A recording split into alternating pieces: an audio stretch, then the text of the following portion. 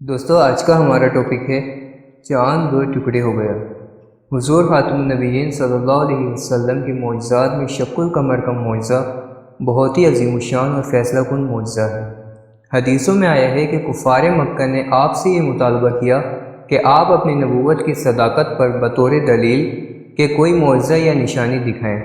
اس وقت آپ نے ان لوگوں کو شق القمر کا معجزہ دکھایا کہ چاند دو ٹکڑے ہو کر نظر آیا۔ چنانچہ حضرت عبداللہ بن مسعود، حضرت عبداللہ بن عباس، حضرت انس بن مالک، حضرت جبیر بن مطعم اور حضرت علی بن ابی طالب، حضرت عبداللہ بن عمیر اور حضرت حذیفہ بن یمان وغیرہ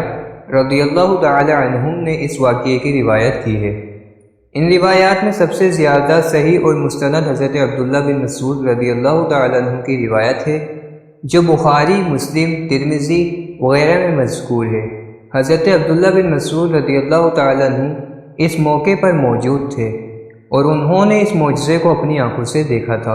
ان کا بیان ہے کہ حضور صلی اللہ علیہ وسلم کے زمانے میں چاند دو ٹکڑے ہو گیا، ایک ٹکڑا پہاڑ کے اوپر جبکہ دوسرا پہاڑ کے نیچے نظر آ رہا تھا۔ آپ نے کفار کو یہ منظر دکھا کر ان سے ارشاد فرمایا کہ گواہ ہو جاؤ، گواہ ہو جاؤ۔ ان احادیث مبارکہ کے علاوہ اس عظیم الشان معجزے کا ذکر قرآن مجید میں بھی ہے۔ چنانچہ ارشاد ربانی ہے جس کا ترجمہ کچھ یہ ہے: قیامت قریب آ گئی اور چاند پھٹ گیا، اور یہ کفار اگر کوئی نشانی دیکھتے ہیں تو اس سے منہ پھیر لیتے ہیں اور کہتے ہیں کہ یہ جادو تو ہمیشہ سے ہوتا چلا آیا ہے۔ اس آیت کا صاف و صریح مطلب یہی ہے کہ قیامت قریب آ گئی اور دنیا کی عمر کا قلیل حصہ باقی رہ گیا، کیونکہ چاند کا دو ٹکڑے ہو جانا جو علامت قیامات میں سے تھا وہ حضور صلی اللہ علیہ وسلم کے زمانے میں ہو چکا۔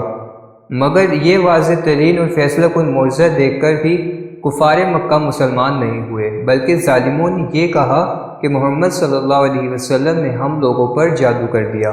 اور اس قسم کی جادو کی چیزیں تو ہمیشہ ہوتی ہی رہتی ہیں۔ دوستو آیت مذکورہ بالا کے بارے میں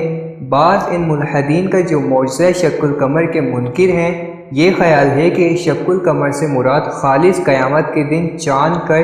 ٹکڑے ٹکڑے ہونا ہے، جبکہ آسمان پھٹ جائے گا اور چاند ستارے جھڑ کر بکھر جائیں گے۔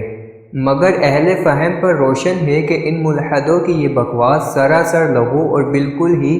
سراپ و خرافات والی بات ہے، کیونکہ اولاً تو اس صورت میں بلا کسی قرینے کے انشق چاند پھٹ گیا، ماضی کے سیے ہو ینشق چاند پھٹ جائے گا مستقبل کے معنی میں لینا پڑے گا، جو بالکل ہی بلا ضرورت ہے۔ دوسرا یہ کہ چاند شق ہونے کا ذکر کرنے کے بعد یہ فرمایا گیا کہ شق القمر کی عظیم الشان نشانی کو دیکھ کر کفار نے یہ کہا کہ یہ جادو ہے جو ہمیشہ سے ہوتا آ رہا ہے۔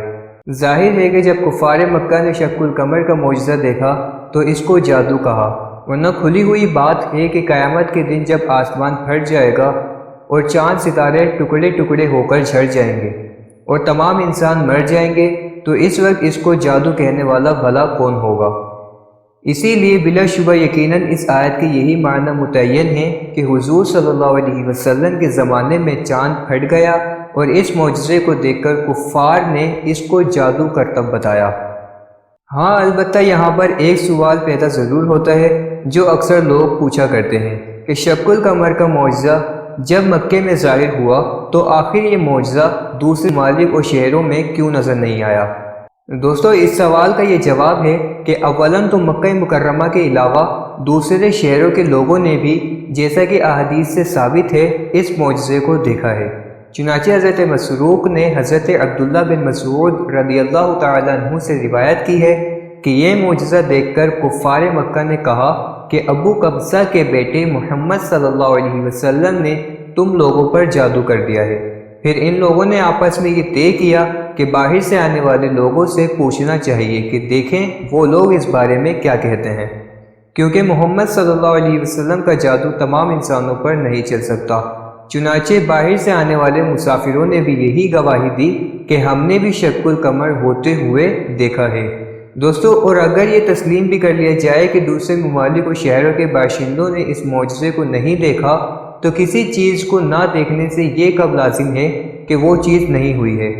آسمان میں روزانہ قسم قسم کے آثار نمودار ہوتے رہتے ہیں، مثلا رنگ برنگ کے بادل، کوسو قزا، ستاروں کا ٹوٹنا، مگر یہ سب آثار انہی لوگوں کو نظر آتے ہیں جو اتفاق سے اس وقت آسمان کی طرف دیکھ رہے ہوں، یا دوسرے لوگوں کو نظر نہیں آتے۔ اسی طرح دوسرے ممالک اور شہروں میں یہ معجزہ نظر نہ آنے کی وجہ یہ بھی ہو سکتی ہے کہ اختلاف مطالعہ کی وجہ سے بعض مقامات پر ایک وقت میں چاند کا طلوع ہوتا ہے اور اس وقت میں دوسرے شہروں کے اندر چاند کا طلوع نہیں ہوتا۔ اسی لیے جب چاند میں گرہن لگتا ہے تو تمام ممالک میں گرہن نظر نہیں آتا، اور بعض مرتبہ ایسا بھی ہوتا ہے کہ دوسرے ملکوں اور شہروں میں ابر یا پہاڑ وغیرہ کے حائل ہو جانے سے کسی وقت چاند نظر نہیں آتا۔